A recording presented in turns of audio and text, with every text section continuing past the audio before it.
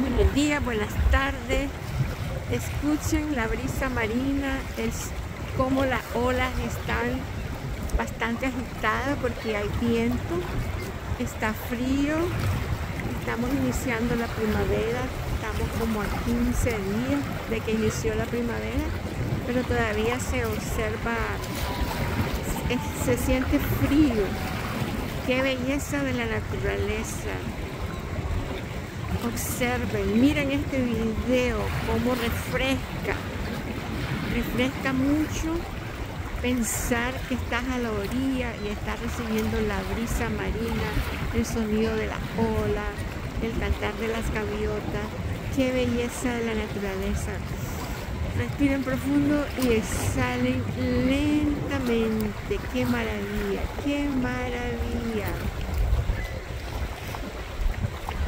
No me canso de grabar este lago maravilloso, hermoso, qué lindo. Para los que no pueden salir, yo se los estoy grabando.